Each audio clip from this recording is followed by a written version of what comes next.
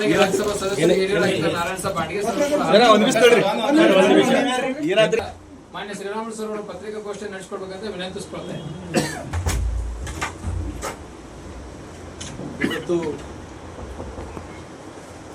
ಪಾರ್ಟಿಯಲ್ಲಿ ಹಿರಿಯರೆಲ್ಲರೂ ಕೂಡ ಅಧ್ಯಕ್ಷರಾಗಿ ಹಿಡ್ಕೊಂಡು ಮತ್ತು ಹಿರಿಯರಾದಂಥ MP ಸಾಹೇಬರು ಬಾಂಡ್ಯ ಸಾಹೇಬರು ಅದು ಇಟ್ಕೊಂಡು ಸಾಕಷ್ಟು ಮಂದಿ ಪತ್ರಿಕಾಗೋಷ್ಠಿಯಲ್ಲಿ ಕುಂತಿದ್ದೀವಿ. ವಿಶೇಷವಾಗಿ ಇವತ್ತಿನ ಪತ್ರಿಕಾಗೋಷ್ಠಿಯಲ್ಲಿ ಪ್ರಸ್ತುತ ಇರುವಂಥ ಕಾಂಗ್ರೆಸ್ ಪಾರ್ಟಿಯಲ್ಲಿ ಬೆಳವಣಿಗೆಗಳನ್ನು ನೋಡ್ತಾ ಇದ್ರೆ, ಗಮನಿಸ್ತಾ ಇದ್ರೆ ಸಾಕಷ್ಟು ಬದಲಾವಣೆಗಳು, ಸಾಕಷ್ಟು ವಿಷಯಗಳ ಬಗ್ಗೆ ಈ ನಾಡಿನ ಜನರು ಬಹಳ ಸೂಕ್ಷ್ಮವಾಗಿ ನೋಡ್ತಾ ಇದ್ದಾರೆ. ಯಾಕಂದ್ರೆ ಇವತ್ತು ಬೆಳವಣಿಗೆಗಳನ್ನು ನೋಡಿದಂತ ಟೈಮಲ್ಲಿ ಬಹುಶಃ ಮುಖ್ಯಮಂತ್ರಿಗಳೇ ಸಾಕಷ್ಟು ಹಗರಣಗಳಲ್ಲಿ ಬಹಳಷ್ಟು ಅವರೇ ಆರೋಪಿಗಳಾಗಿ ಬಹಳಷ್ಟು ಹಗರಣಗಳಲ್ಲಿ ಇದ್ದಾರೆ. ಅವರು ಒಂದು ಕಡೆ ಮುಡ ಹಗರಣ ಹಿಡ್ಕೊಂಡು ವಸತಿ ಇಲಾಖೆಯಲ್ಲಿ ಕೂಡ ಮೊನ್ನೆ ಅಪ್ಡೇಟ್ ಏನಂದ್ರೆ ಲೇಟೆಸ್ಟ್ ಆಗಿ ಇವತ್ತು ಇದಕ್ಕಿಂತ ಮುಂಚೆ ಅಬಕಾರಿ ಇಲಾಖೆಯಲ್ಲಿ ಭ್ರಷ್ಟಾಚಾರ ಆಗಿದೆ, ಅಲ್ಲೊಂದು ಫ್ರಾಡ್ ಆಗಿದೆ, ಅಲ್ಲಿ ಕರಪ್ಷನ್ ಆಗಿದೆ. ಜೊತೆಲಿ ಇವತ್ತು ಮಹಿಳಾ ಮತ್ತು ಮಕ್ಕಳ ಅಭಿವೃದ್ಧಿ ಇಲಾಖೆಯಲ್ಲಿ ಕೂಡ ಭ್ರಷ್ಟಾಚಾರ ಆಗಿದೆ.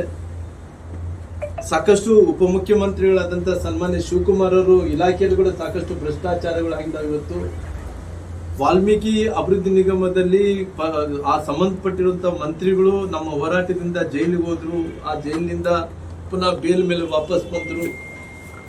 ಇವೆಲ್ಲ ಭ್ರಷ್ಟಾಚಾರಗಳು ನೋಡಿದಂತ ಟೈಮಲ್ಲಿ ಕೂಡ ಮೊನ್ನೆ ನಡೆದಂತ ಭ್ರಷ್ಟಾಚಾರ ಏನಂದ್ರೆ ವಸತಿ ಇಲಾಖೆಯಲ್ಲಿ ಇವತ್ತು ಬಡವರಿಗೆ ಮನೆ ಕೊಡಬೇಕಾದಂತ ಆ ಮನೆಗಳ ವಿಚಾರದಲ್ಲಿ ಅವರು ಇವತ್ತು ನಾವು ಹೇಳ್ತಾ ಇಲ್ಲ, ಸ್ವತಃ ಅವ್ರ ಪಕ್ಷದಲ್ಲಿದ್ದಂತ ಹಿರಿಯ ಶಾಸಕರೇ ಇವತ್ತು ಬಾಯಿ ಬಿಟ್ಟು ನಾವು ಇವತ್ತು ಯಾರನ್ನ ಮನೆಗಳು ಕೊಡಬೇಕಾದ್ರೆ ನಾವು ಹಣ ಕೊಡಲೇಬೇಕು ಅನ್ನಂಥದ್ದು ಅವ್ರು ಸಂಬಂಧಪಟ್ಟಿದ್ದಂತ ಹಿರಿಯರಂತ ಪಾಟೀಲ್ ಸಾಹೇಬ್ರೆ ಅವ್ರ ಹೇಳಿಕೆಯನ್ನು ಕೊಟ್ಟಾರ.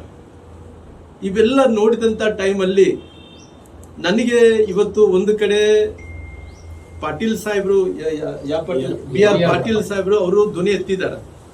ನೋಡ್ರಿ, ಯಾರೋ ಗ್ರಾಮ ಪಂಚಾಯತಿ ಸದಸ್ಯರು ನನ್ನ ಲೆಟರ್ಗೆ ಕಿಮ್ಮತ್ತಿಲ್ಲ, ಬೇರೆ ಯಾರೋ ಲೆಟರ್ ಕೊಟ್ಟಿದ್ರೆ ಅವ್ರು ರೊಕ್ಕ ಕೊಟ್ಟಿರೋಕ್ಕೋಸ್ಕರ ಅವ್ರ ಮನೆಗಳು ಹಾಕೊಂಡ್ ಬರ್ತಾರೆ, ಅವರು ಒಂದು ಹೇಳಿಕೆಯನ್ನು ಕೊಡ್ತಾ ಇದ್ದಾರೆ. ಆ ಬೇಲೂರು ಗೋಪಾಲಕೃಷ್ಣ ಅವರು ಹೇಳಿಕೆ ಕೊಟ್ಟಿದ್ದಾರೆ, ಎಲ್ಲೆಲ್ಲಿ ಭ್ರಷ್ಟಾಚಾರ ಆಗ್ತಿದೆ, ನಮಗೆ ತೊಂದರೆ ಆಗ್ತಿದೆ ಅಂತ ವಿಚಾರ ಅವ್ರುಗಳು ಎತ್ತಿ ಹಾಕಿದ್ದಾರೆ. ಅದೇ ರೀತಿ NY ಆದ ನಂತರ ಒಂದು ಬೋರ್ವೆಲ್ ಕೊಡಕ್ ಆಗ್ತಿಲ್ಲ, ಒಂದೊಂದು ಸಣ್ಣ ಕೆಲಸ ಕೂಡ ಮಾಡಕ್ ಆಗ್ತಿಲ್ಲ ಅಂತ ಹೇಳ್ತಾ ಇದ್ದಾರೆ. ಇವತ್ತು ರಾಜು ಕಾಗೆಯವರು ಏನ್ ಹೇಳ್ತಾ ಇದಾರೆ, ಎಂತ ನಮ್ಮ ಕ್ಷೇತ್ರದಲ್ಲಿ ಶಾಸಕರಾದ ಮೇಲೆ ನಮಗೆ ಯಾವುದೇ ರೀತಿಯಲ್ಲಿ ಕಿಮ್ಮತ್ತಿಲ್ಲ, ಮಂತ್ರಿಗಳು ಯಾರು ಕೈ ಸಿಗ್ತಾ ಇಲ್ಲ, ಮುಖ್ಯಮಂತ್ರಿಗಳು ಯಾರು ಕೈ ಸಿಗ್ತಾ ಇಲ್ಲ, ಯಾರು ಕೂಡ ಇವತ್ತು ಅಸ್ವಸ್ಥ ವ್ಯವಸ್ಥೆಯಲ್ಲಿ ಇದೆ ಅನ್ನಂತ ಮಾತನ್ನು ಅವರೇ ಹೇಳ್ತಾ ಇದ್ದಾರೆ. ಇವೆಲ್ಲ ನೋಡಿದಂತ ಟೈಮಲ್ಲಿ ಇವತ್ತು ಒಂದು ಏನು ಮೇಜರ್ ಪಾಯಿಂಟ್ ಏನಾಗ್ತಾ ಇದೆ ಅಂದ್ರೆ ಇವಾಗ ಇದಂತ ಪ್ರೆಸೆಂಟ್ ಟ್ರೆಂಡ್ ಪ್ರಕಾರ ಇವತ್ತು ಅಧಿಕಾರ ಹಸ್ತಾಂತರ. ಇವತ್ತು MLAಗಳೆಲ್ಲ ಕೂಡ ಅವರು ಗ್ಯಾರಂಟಿಗಳ ಮೂಲಕ ದೊಡ್ಡ ಸಂಖ್ಯೆಯಲ್ಲಿ ಗೆದ್ದಾರ ಒಂದು ಕಡೆ, ಆದ್ರೆ ಒಂದು ಕಡೆ ಏನಪ್ಪಾ ಇವಾಗ ಪ್ರೆಸೆಂಟ್ ಟ್ರೆಂಡ್ ಏನ್ ನಡೀತಾ ಇದೆ ಅಂದ್ರೆ ಇಲ್ಲ ನವೆಂಬರ್ದಲ್ಲಿ ಬದಲಾವಣೆ ಆಗ್ತಾ ಇದೆ, ನವೆಂಬರ್ದಲ್ಲಿ ಬದಲಾವಣೆ ಆಗ್ತಾ ಇದೆ ಅಂತೇಳಿ ಅವ್ರು